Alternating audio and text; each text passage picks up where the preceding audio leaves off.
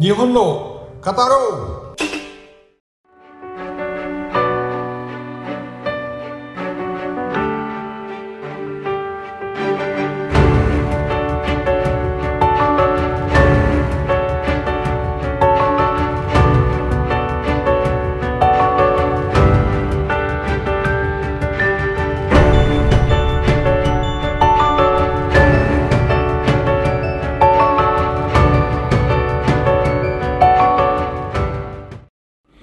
Sahabat Senpai, apa kabar?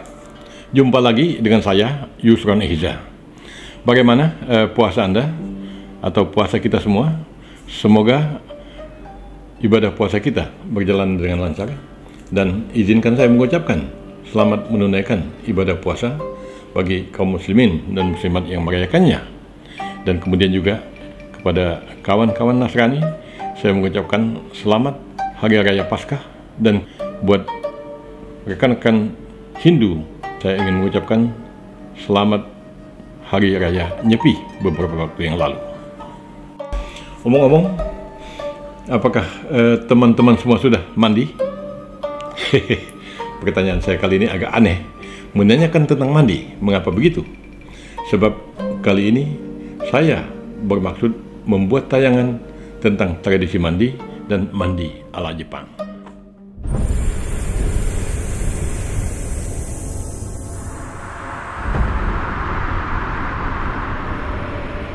Nah, kalau kita bicara tentang mandi, kelihatannya itu adalah perkara yang sederhana. Ternyata mandi itu mempunyai sejarah yang panjang, dan termasuk juga sejarah kenalnya, katakanlah bangsa-bangsa dunia ini dengan tradisi atau kebiasaan mandi itu. Kita akan berbicara tentang tradisi mandi ala Jepang, tapi sebelum itu kita akan coba melihat bagaimana tradisi mandi di kalangan bangsa Eropa di masa silam.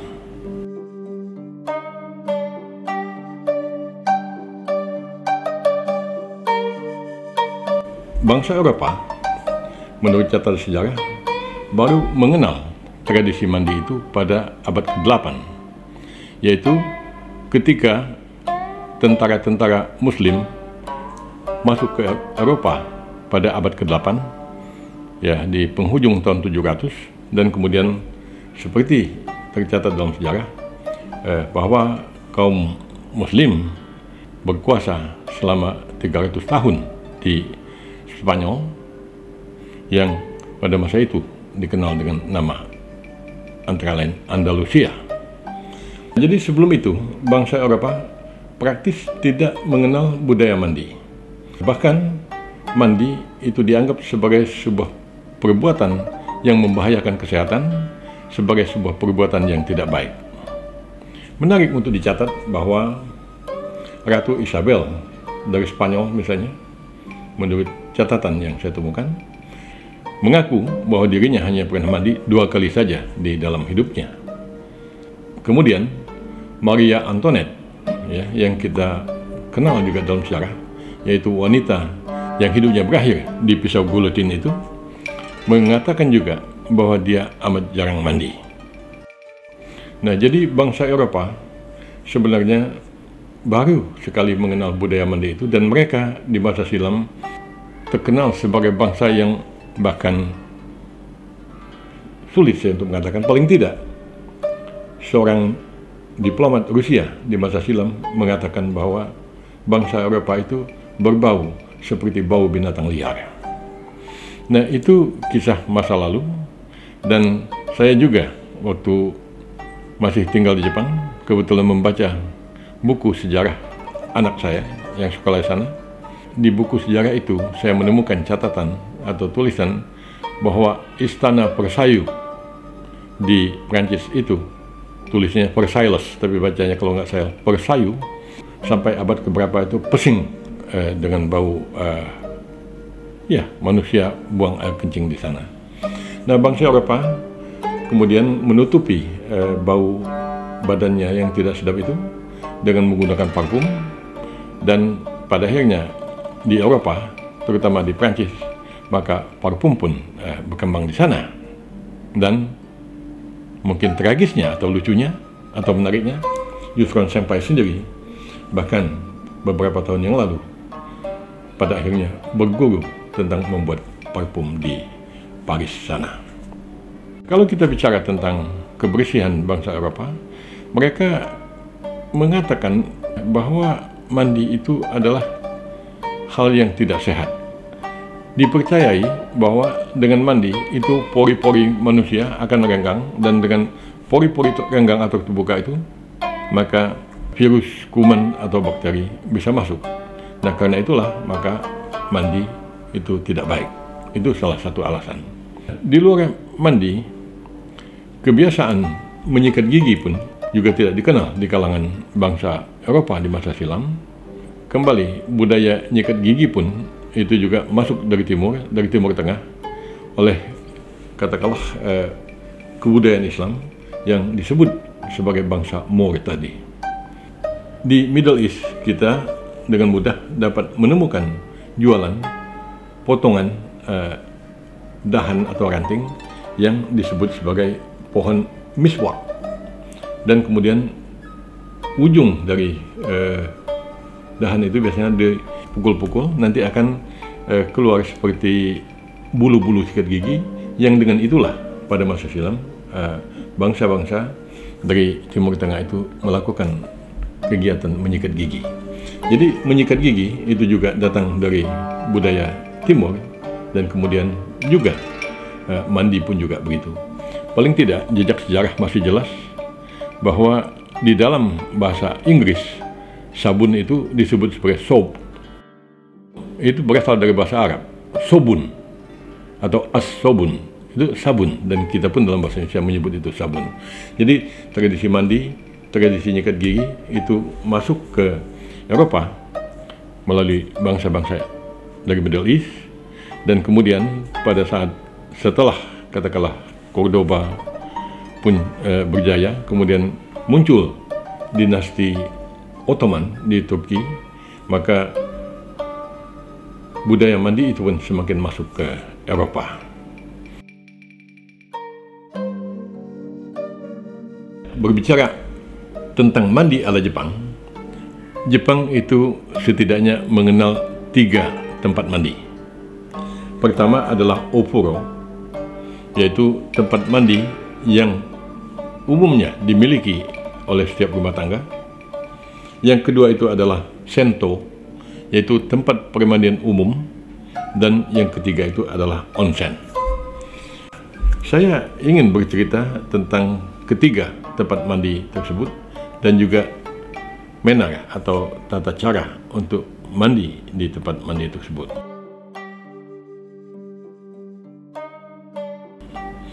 Jadi kalau dibandingkan dengan kita orang Indonesia, memang cara mandi di Jepang itu berbeda. Kita umumnya orang Indonesia mandi dengan menggunakan shower dan jarang merendam diri. Saya pun juga, walaupun di rumah atau pada saat di hotel itu ada bathtub, saya amat jarang untuk berendam di dalam air hangat itu, karena tradisi kita memang berbeda. Nah, tetapi akan halnya masyarakat Jepang mandi dengan cara berendam itu mereka lakukan di 3 macam tempat mandi tadi, baik di upuro, di sento, ataupun di onsen. Kita karena tidak berendam, kita praktis lebih cepat mandi. Biasanya kita pakai gayung atau pakai shower, siram badan, siram kepala, sabun, gosok-gosok badan, kemudian handukan, dan kemudian kita akan keluar dari kamar mandi. Dalam hal Jepang, baik mandi di opuro, di sento, ataupun di onsen, itu tidak mungkin seseorang tiba-tiba nyebur ke dalam bak mandi tadi, melainkan tentu saja mereka harus membersihkan badannya lebih dahulu, yaitu menggunakan shower yang umumnya ada di setiap kamar mandi Jepang, termasuk di sento atau di onsen tadi. Kita harus membersihkan diri dulu, bersabun-sabun di luar, kalaupun mau berkeramas juga keramas rambut di situ. Setelah selesai itu baru kita masuk ke tempat mandi tadi. Jadi cerita tentang mandi ala Jepang ini saya rasa penting sekali bagi kita orang Indonesia untuk tahu, minimal kalau suatu hari kita diundang oleh sahabat kita atau orang Jepang untuk tinggal di rumah mereka, itu jangan sampai kita salah di dalam melakukan tata cara mandi itu. Jadi jangan sampai pakaian atau badan kita yang masih kotor tiba-tiba kita nyemplung di dalam bak mandi mereka, lalu kita bersabun di situ, kita bergosok-gosok semuanya itu, kemudian kita keluar. Jadi tadi saya sudah mengatakan bahwa sebelum masuk ke dalam bak mandi, baik itu berupa upuro, onsen ataupun sento, tempat pemandian umum, itu kita harus membersihkan badan kita dulu, dan setelah badan itu bersih, barulah kita berendam di dalam air hangat itu. Jadi tujuan berendam itu sebenarnya bukan apa, melainkan untuk menghangatkan tubuh saja. Orang Jepang percaya bahwa dengan dihangatkannya tubuh, maka peredaran darah pun akan berjalan dengan lancar. Saya ingin tekankan sekali lagi, jangan menganggap bahwa mandi, berendam di bak mandi itulah yang namanya mandi, tetapi itu hanyalah boleh katakan penutup dari tradisi mandi di Jepang itu, di mana mandinya itu sendiri, membersihkan tubuh itu sendiri, seperti saya telah katakan tadi, dilakukan di luar bak mandi itu. Menarik dicatat bahwa berbeda juga dengan kebiasaan kita, orang Indonesia, mungkin karena perbedaan iklim, di mana kita beriklim tropis, sementara Jepang adalah negeri yang mengenal musim dingin, maka orang Indonesia pada umumnya praktis mandi itu paling tidak 2 kali satu hari. Nah, tetapi di dalam kaitan dengan orang Jepang, mereka pada umumnya hanya mandi 1 kali sehari. Nah, terkecuali mungkin pada saat musim panas. Nah, yang mana yang baik, yang mana yang benar, ya sulit untuk mengatakan yang mana yang baik dan yang mana yang benar, karena masing-masing itu mempunyai logika atau dasar pertimbangan sendiri. Di dalam pemikiran masyarakat Jepang, sejauh yang saya pahami, kita tidak perlu mandi pada pagi hari, terutama di musim dingin, karena memang juga tidak enak ya. Suhu dingin, kita harus buka baju dan mandi, betapapun mandi di tempat air panas itu, situasi memang tidak enak apabila kita harus mandi di musim dingin itu. Nah, itu barangkali yang membuat mereka juga mandi itu hanya 1 kali satu hari. Nah, tentang logikanya, mereka berpendapat bahwa bukankah pada malam hari, pada saat kita menjelang tidur tadi, kita telah mandi, dan selama tidur itu boleh dikatakan kita praktis tidak melakukan apa-apa, udara pun juga dingin, sehingga mungkin tidak terlalu mendesak untuk mandi di pagi hari. Nah, itu jalan pikiran mereka. Sedangkan kita mungkin karena di area tropis, maka kita merasa perlu untuk mandi sebanyak 2 kali minimal dalam 1 hari itu. Nah, jadi saya ada cerita menarik juga kisah mandi dan tradisi mandi ini. Dulu seorang sahabat saya tamatan sekolah di Jepang sana, kebetulan juga dari Tsukuba University. Lalu satu hari profesornya datang nginap di tempat dia, di tempat kawan ini di Bandung sana. Nah, karena perbedaan tradisi mandi itu, profesor berpikir mungkin mandi sama seperti mandi orang Jepang. Dia setelah dia bersabun dan segala macam, berbilas di situ, kemudian dia nyemplung ke dalam bak situ. Dia agak kaget, ini air kenapa dingin? Tetapi mungkin, kata profesor, ya karena Asia Tenggara ini daerah hangat, daerah tropis, maka orang Indonesia memang mandi berendam di dalam air dingin. Nah, teman saya cerita kepada saya, dia bilang dia merasa kasihan dengan profesor itu, dan juga di samping juga dia merasa tertawa. Terpaksa dia pun juga harus mengurus bak mandi karena profesor pernah nyemplung di dalam bak mandi tadi. Jadi ini tentu hal yang penting ya kita pelajari. Jangan sampai kita pada saat berangkat ke Jepang, diundang oleh Jepang, kita melakukan katakanlah kesalahan di dalam tata cara mandi itu. Nah, sebenarnya apa beda antara mandi di opuro, di sento, dan di onsen? Nah, kalau di opuro itu praktis lah, mandi di rumah kita sendiri, ya. Kalau di sento itu kita mandi di pemandian umum.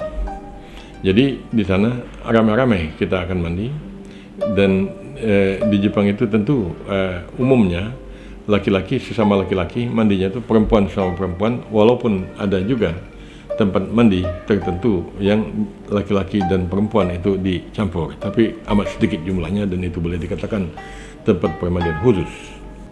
Tadi saya katakan di permandian umum, nah tentu saja karena namanya umum, yang mandi itu banyak orang. Banyak orang mandi di situ, berarti ya bagaimana? Telanjang nggak? Nah ini juga kembali ke persoalan tradisi. Orang Indonesia betapapun sama laki-laki itu dia akan cenderung malu untuk telanjang walaupun di depan sesama laki-laki. Sementara di Jepang karena tradisinya berbeda dengan kita, kalau orang mandi di sento atau di permandian umum tadi, orang telanjang itu santai saja. Jadi tidak pernah merasa oh sungkan, oh begini, oh si itu ngeliatin saya dan seterusnya gitu. Saya pun juga mengalami pada masa mahasiswa, baru saja datang ke Jepang itu. Pada saat itu saya terkejut karena harus mandi di pemandian umum. Ada shower box tetapi jumlahnya amat terbatas, sehingga kalau mandi di dalam shower box itu kita harus menunggu lama sekali, dan umumnya yang mandi di dalam shower box itu adalah mahasiswa asing. Setelah sekian bulan sejak saya datang di Jepang, pada akhirnya saya pun juga mencoba untuk mandi di tempat mandi umum semacam begitu. Walaupun mungkin karena tidak juga amat umum, karena itu merupakan tempat mandi di asrama, masih boleh dikatakan itu tergolong juga sebagai opuro yang besar. Nah, tetapi dengan banyaknya orang mandi semacam itu, ya suasananya mirip dengan sento itu.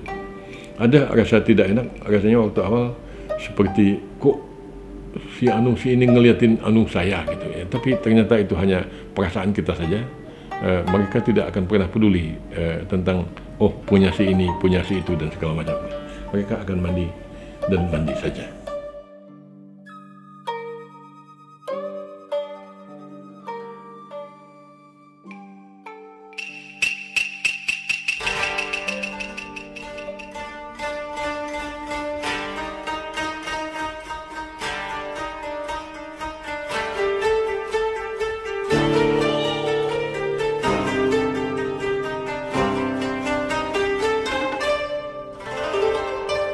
Nihon no Kataro!